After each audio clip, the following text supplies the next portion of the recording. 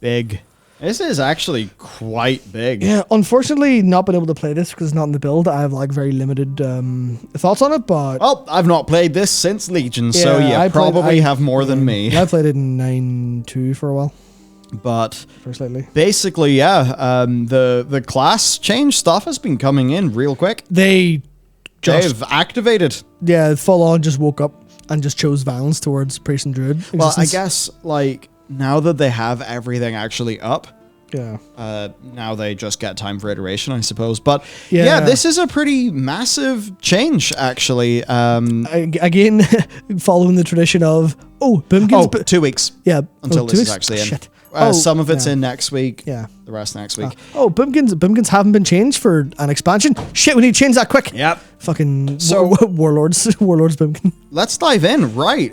Total Eclipse has been redesigned. The mastery. It's now called Astral Invocation. Your nature spells deal increased damage to targets affected by Sunfire, and your arcane spells deal increased damage to targets affected by Moonfire. And they say the previous design of Eclipse and the Mastery created a situation where the power of the spec was dictated by celestial alignment, allowing for double dipping the Mastery bonus. While this is fun, it takes away from the power and feel of the spec outside of cooldowns. Especially with, was it Oneth, the one that had Celestial proc whenever you spent so much Eclipse or Astral Power? And I was like, oh, sorry, your spec identity is being your cooldown. Like, okay. So, like, this is interesting as we go through. They say, right, with the new Mastery, the goal is to further reinforce keeping dots active while continuing to allow for Star Surge, Starfall, and Stellar Flare to be able to gain extra benefit from Mastery even outside of cooldown. So let's get to Eclipse, because this is like the defining mechanic. So Eclipses no longer occur in Alteration. Eclipses no longer reduce cast time. That will feel interesting. Lunar Eclipse now increases the damage of Arcane by 15%. Solar increases the damage of Nature by 15%. And they say that from reviewing feedback and discussions, they found two common themes with Eclipse. Number one, the lack of control with the rotation can feel bad in single target AoE. That shit we were pointing out as soon as they made the change. We were talking about like crazy. Was past me and you smart.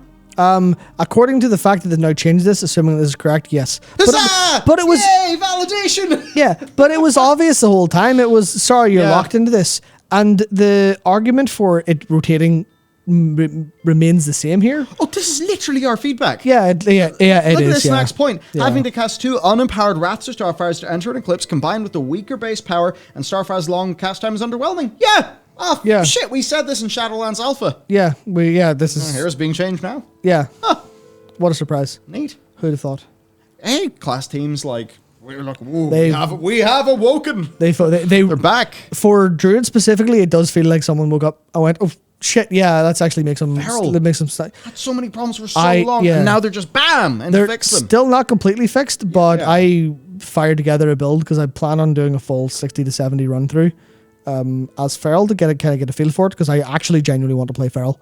In Dragonflight, I'm still torn between that and Propala, but I'm just sitting going, right, well, I've made a build. Oh, I made my own slightly unique build. Oh, that build's perfect for questing. Okay, it's got Predator. Okay, sweet. Doesn't necessarily bother going to Sabertooth, which are now different in different places, by the way, because whoever's changed the Feral Druid talent tree, you're a hero. But I was able to make this build that felt specifically for I guess rapidly taking down single targets instead of the whole you've got a single target or AoE build. That's your choice. I want this more like, hey, this feels a bit more specific for questing and taking down big quest mobs. So I'm happy to run with that for Feral. So like these balance changes are going to be big. I have drank far too much Pepsi too quickly. So good man. Why don't you take everybody? Well, I'll give you a little off ramp here. So, with their changes, their goal is to allow you to exit an Eclipse, say Solar, and then re-enter Solar by casting 2 Starfires again. We're also looking at adding talents to improve the feel of casting unempowered Wraths and Starfires between Eclipses. And with that, Starfall has been redesigned. So, Matt, why don't you let us know what's up with Starfall? Yeah, so that's the interesting part, right? Starfall it's been through a whole bunch of changes throughout its lifetime, being self-buff versus being targeted versus being, well, I suppose it was Hurricane that was channeled back in the day. Starfall was added in Wrath, I believe. I think. So it's like, this is definitely people saying this is ruined. Because the self-buff was... I guess the self-buff was a little bit more of how it felt in Warcraft 3, right? Where you just plant your Priest of the Moon, press Starfall, bam, it happens. But you can't have it a channel, because then that would suck. So it's very much now, like, targeted on the spot. Which is... yeah. At least it doesn't have a cooldown. That's the best part. The cooldown stuff is really quite... The cooldown clearly didn't work. As they say here, we gave the cooldown version of Starfall a chance to give Shadowlands, and it didn't play as well as we hoped. That's the one thing you should always think. You should always remember. It's always hoped. It's never thought or knew. It's always hoped. That's the one thing that's always interesting. So Star Surge. Oh no, Star Surge being removed. Yeah. So it's awkward.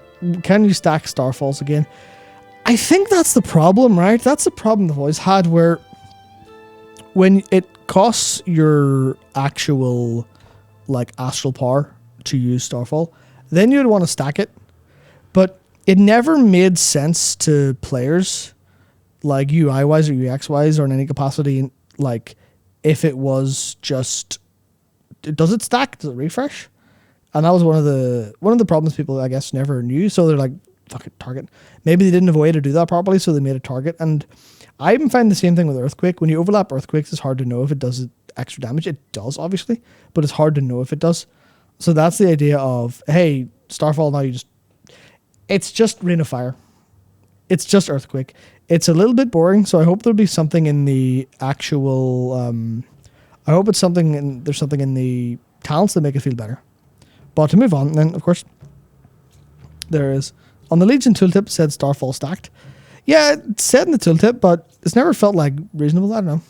I mean, that's the thing where they're saying, right? We feel it's better to be able to choose. No, I suppose that's talking about the astral power cost versus the cooldown. But yeah, so they went on to improve Star Surge so it no longer empowers the damage bonuses. And that's the other thing, where a lot of this change is actually not about... I guess it's more about changing the balance of it overall. Because as they say here, it's like, okay, well, it's about pooling resources, because people used to just get the biggest, fattest celestial alignment or incarnation as possible, and it just encouraged, especially when Star-Lord was being picked, and you're just like, yep, get as many resources possible, bump them all, do massive damage for a very short period of time, and then piss off, and then tickle the boss until you get into the next sort of phase of pooling. And also the thing what they say about the hidden mechanic, because they say here the mechanic was hidden enough for some players to be unaware of the gameplay it encouraged. And that's really interesting to me, because that's one of the things that I always find a little bit frustrating about how World of Warcraft general UX and like feedback loops tend to be, where it's not always super clear if you're doing substantial amounts of damage, unless, of course, you get the feedback from the damage meter, because it's hard to get that feedback when you're sitting actually fighting a boss. For mobs, you just kill them. It's like, there you go. But it's difficult to get that feedback. But hidden mechanics is awkward. There's something about that. That kind of resonates with me, and I hope they simplify single things and stop having like this button does 47 things. I'd rather have like 5 buttons that do individual things than one button that did 5 things, because it kind of gets a little bit messy and you lose a little bit of customization of what you're doing and what buttons you're pressing for different situations. But as Fluffy Hedgehog points out here, yeah, the AoE is just as bad as before. And that's the awkward thing about this redesign. Seems good on paper, and it definitely is, like, from a lot of principle perspectives. Not having to go into the wrong Eclipse feels good. Being able to just keep, actually have control of your rotation means you can do things right, but it also means you can do things wrong, which is adding some degree of skill to it. And I think that's fun, because that's what makes it fun, right? When you're doing the right thing instead of just following a loop. But Starfall point and click to empower with the spam Moonfire, that's one of the awkward parts, where multi-dotting doesn't feel very good. And I think they've learned that generally, because Feral Druid, as an example, has a talent now that will give Rake a second target. So if you have that, you can, instead of having to rake 4 mobs, you only rake twice, and then that's everyone else. So that's that awkward thing of, maybe they'll do something with Moonfire. I can't imagine it, but that's the thing where if you just have to like pull 6 mobs, tab, Moonfire, tab, Moonfire, tab, Moonfire. That doesn't feel good. So I think that's really good feedback for them to have. But at the same time, it would be a little bit too easy if they swapped Moonfire and Sunfire or gave Moonfire the AoE ability. Then you would just Moonfire Starfall. And then that's where they would have to take some of that action, some of that you have to do this thing and move it somewhere else. That's the awkward thing that's like, you have to have complexity in gameplay. You have to have things to do. Otherwise, you'll sit there and just turn your brain off. So I don't really know what they would do that too hard. It is, maybe I'll think about something and try to get like a solution to that feels interesting and like talk about it next week or something. But at the minute, it is like very much, they're getting somewhere, but there's talent to apply multiple Moonfires. Oh yeah, there is, but it's 2. Yeah, it's 2 from Twin Moons, which is an improvement, but it's still not like, it still means in big AoE you're hitting multiple times. But to kind of move on is like Shooting Stars then, of course, they're talking about Stellar Flare proccing that, which makes it balanced. Shooting Stars being, I think, a passive that's relatively fun because it's decent astral power generation. But it is interesting because I know someone's asking about like increased dot damage would be very nice because they kind of feel a little bit weak at the minute on that dot front. But they said they don't have any plans to increase it.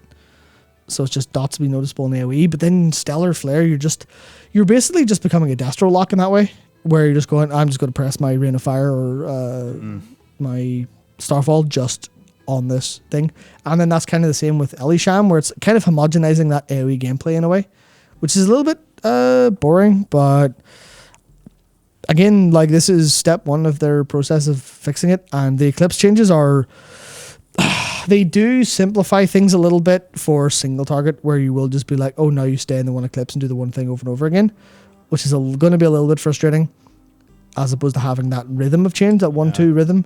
Because I understand the problems with it, and the problems out in the world with the 1-2 rhythm changing was really annoying.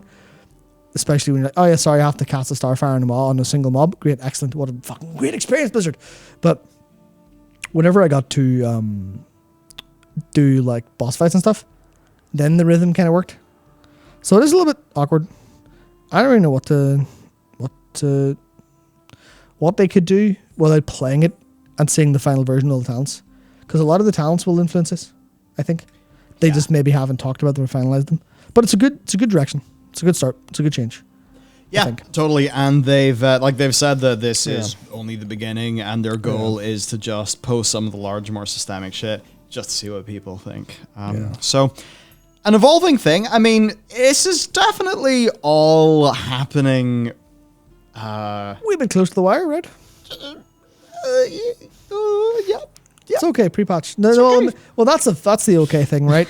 And clearly they're in that stage of wanting balance for most of them, because that's why they opened it in PTR.